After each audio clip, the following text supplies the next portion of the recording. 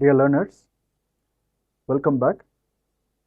So in this lecture, we are going to discuss about deadlock handling in distributed databases. In the last lecture, we discussed about the concurrency control mechanisms in distributed databases. So concurrency control deals with handling the concurrently executing transactions, especially those transactions that are trying to access same data item.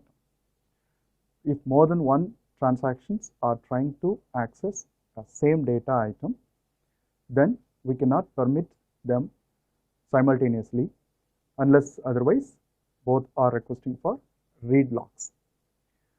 In all the other cases, so for example, read write or write write and write read, these lock requests cannot be granted simultaneously. Now, when we handle this kind of lock request using some concurrency control mechanisms, there are certain possibilities that some of the transactions may not be able to get the locks indefinitely. That is, one transaction is waiting for a resource, may not get its resource due to other transaction which is already holding a data item which is requested by the first transaction. So this situation is called as deadlock. So what is deadlock?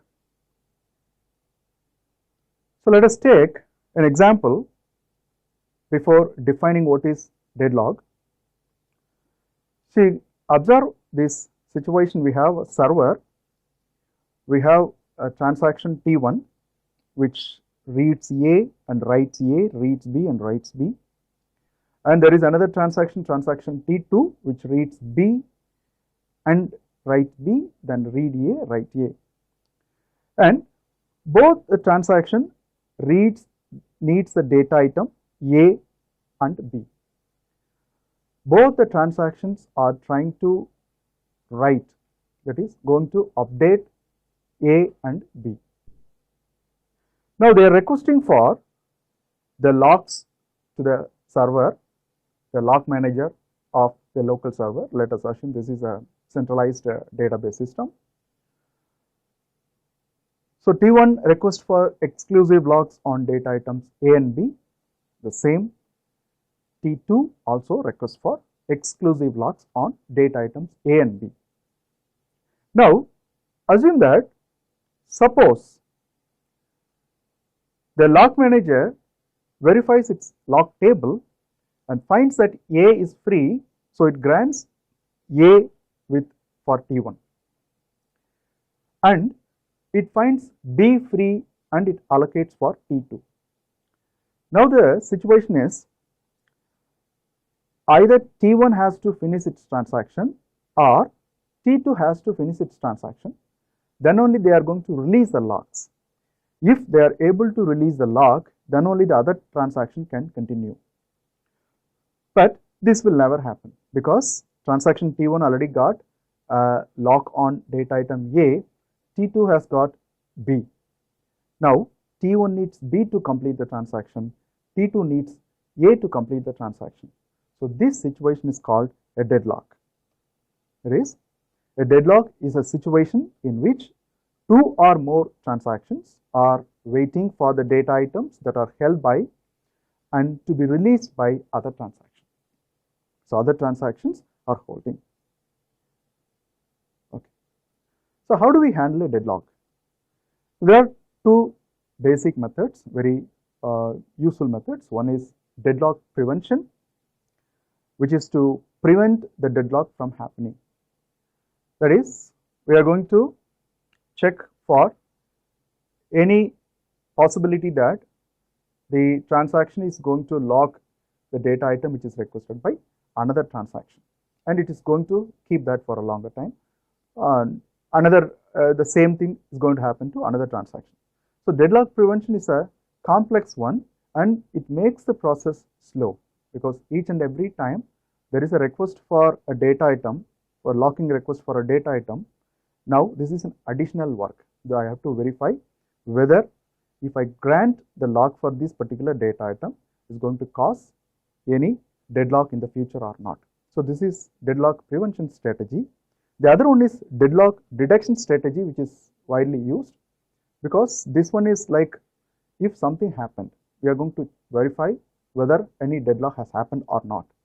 So if any long time waiting of a particular transaction or more than one transactions, in such case we can invoke a deadlock detection algorithm to verify whether any deadlock happened or not, and so that we can handle the deadlock. So how do we handle a deadlock in distributed database? So deadlock detection can be done using a concept called wait for graph. So wait for graph is a directed graph used for deadlock detection. Suppose a transaction requests for a data item, a lock on a particular data item. The lock table is going to monitor this. Lock table is going to, that is lock manager is going to issue the lock by notifying this information in the lock table. And if there is another transaction which is trying to get a lock for the same data item in an incompatible mode, now we establish an edge in the graph.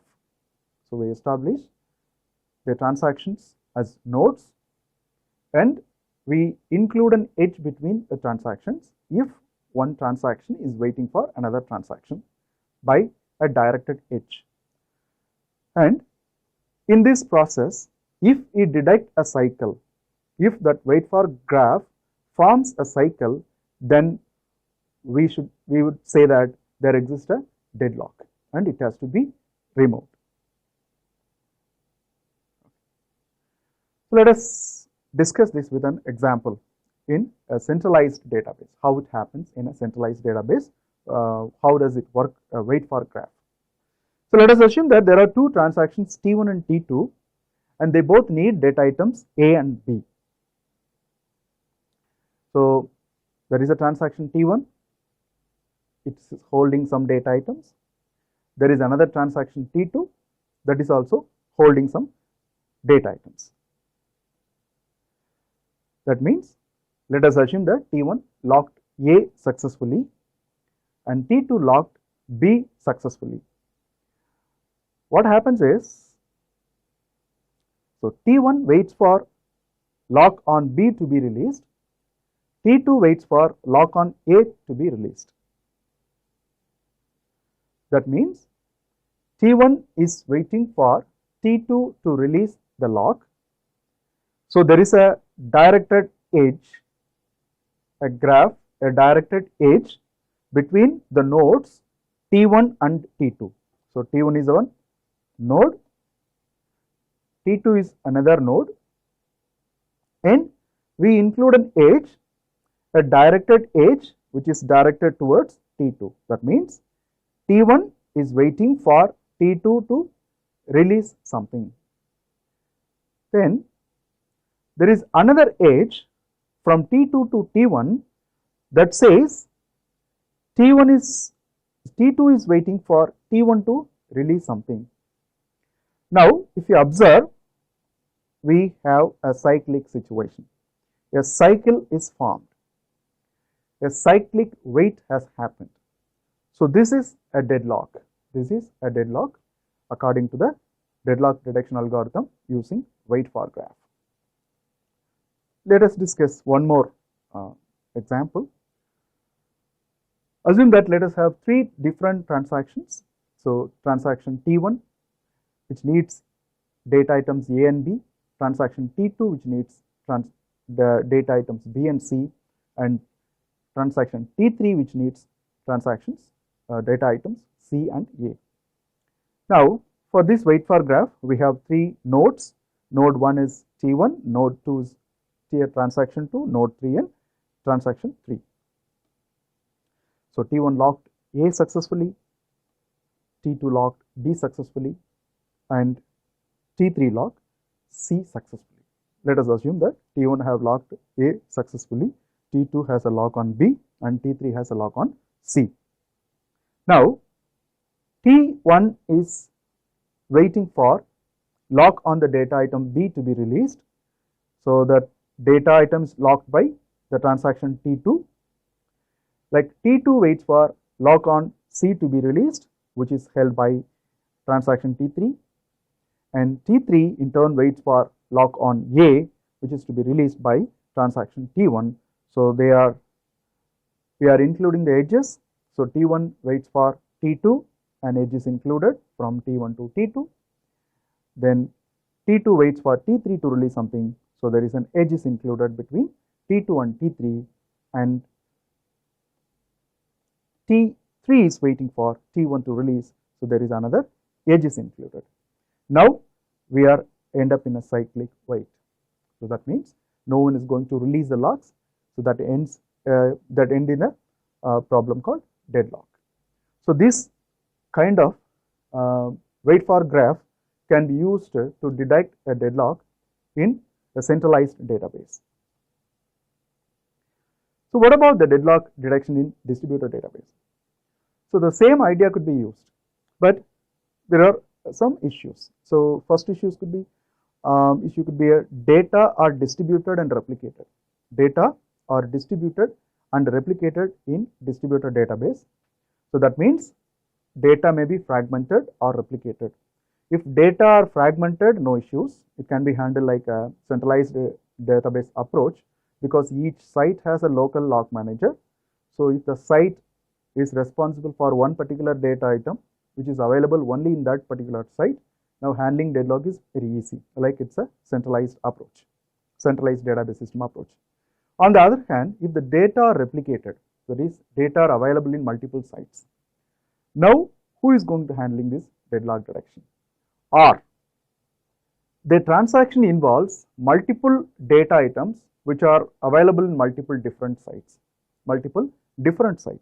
So, in these cases, we have to handle very carefully the deadlock detection. It involves some more complexity. And one more thing is, we have lock managers at each site. Each site has its own lock manager. So, that is another issue. So, lock manager is responsible for issuing a locks for particular data item. So, what is the solution for handling deadlock detection in a distributed database? So, the first one is using the local wait for graphs. So, we discussed about wait for graphs. How do we use the wait for graphs in deadlock detection in a centralized database system? Now, in this case of distributed databases, we are going to involve all the sites that are in the distributed database system, and each site local lock manager is considered for issuing the locks and granting the locks and so on. So, in that case, we have to construct local wait for graph for each site. Let us take an example. In site 1, there is a transaction T1, transaction T2, and transaction T3. So, transaction T1 is not yet completed, transaction T3 is not yet completed, and there is one transaction T2 which is waiting for T1 to release something as well as T3 to release something. That means T1 has no issues, it is going on, it has not yet completed. T3 as well have no issues, it is going on. But T2 needs the data items that are occupied, that are locked by the transactions T1 and T3. So, T2 has to wait. Now, there is an edge included between T2 and T1. It says it is waiting for T1 to release something, and another edge included between T2 and T3 which says T2 is waiting for T3 to release something. Now, in this case, we do not find any cycle. So, this is a local wait for graph in a particular site, site 1. We do not find any deadlock here. So, it is good. Same time, we have another site, site 2, where T2 is going on, and there is a transaction T4 which is waiting for T2 to release something, and another transaction T3 which is waiting for T4 to release something. Now, an edge accordingly included between the concerned nodes. Now from these wait for graphs, local wait for graphs that are in site 1 and site 2, we don't find any cycle. Hence we can decide that there is no deadlock happened. But in reality, we cannot come to such a conclusion just by looking at only the local wait for graphs. So what is the problem here?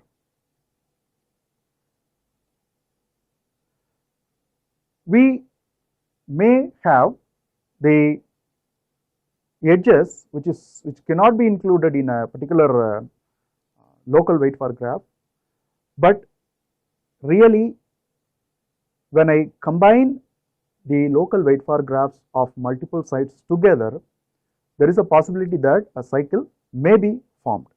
Okay. So that is how we handle deadlock in centralized distributed database approach. So the approach is called centralized approach for deadlock detection, which uses a global wait for graph. A global wait for graph. Why it is called a centralized approach? Because deadlock detection coordinator maintains the global wait for graph.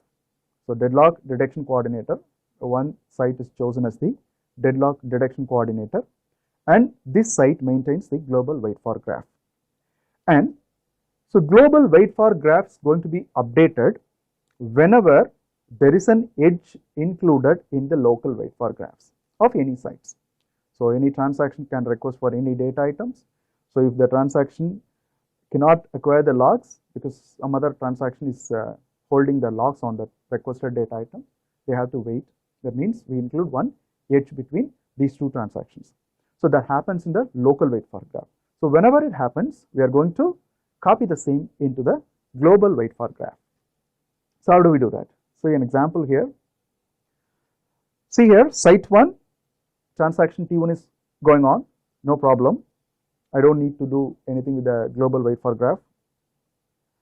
And there is another transaction in site 1, T3, and T3 is also requested something in site 2.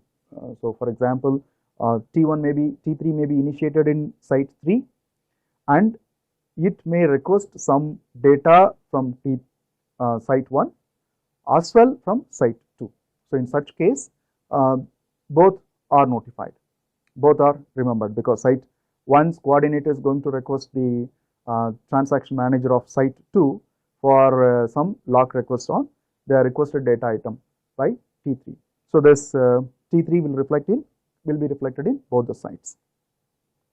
Now there is another transaction T2 which requests a data item from site 1 as well and site 2. Now what happens is site T2 is waiting for T1 to release something. T2 is waiting for T1 to release something. So that means an edge is included. An edge is included between T1 and T2 and T1. So now we include a global wait for graph with T2 to T1. An edge is included in the global wait for graph. So next, see this.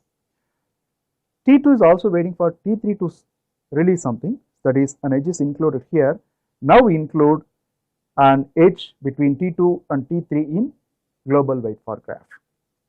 This is the second thing. Next, there is another transaction T4 comes, and T4 is waiting for T2 to release something, so that edge to be included in the global wait for graph. So we have included the same in the global wait for graph, and also T3 is waiting for T4 to release something, so that edge is also included in the global wait for graph. Now please look at these diagrams carefully. In site 1 there is no deadlock because there is no cycle, so no deadlock.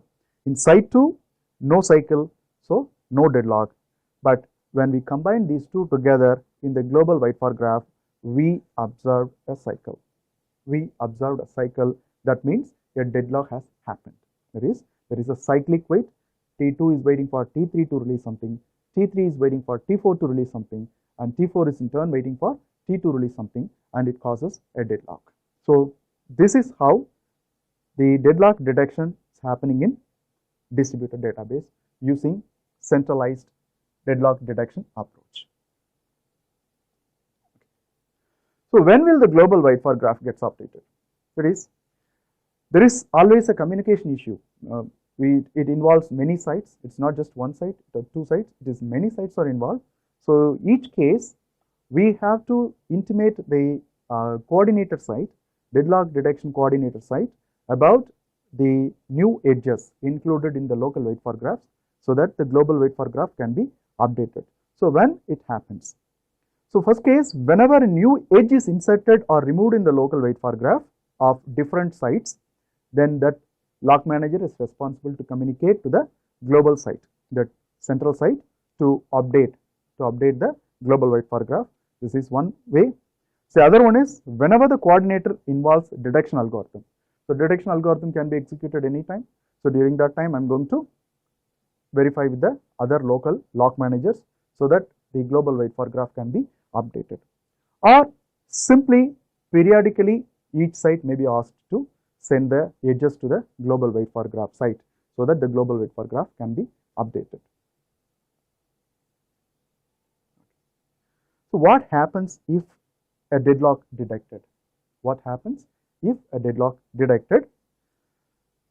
So the coordinator global global whiteford graph site, the coordinator site, selects a victim transaction that need to be rolled back. So usually a transaction is chosen as a victim based on the number of data items it needs, and number of data items is already locked, where it has been initiated, and so on. These many different criteria a victim can be chosen, which is going to reduce the cost involved in again requesting for some locks.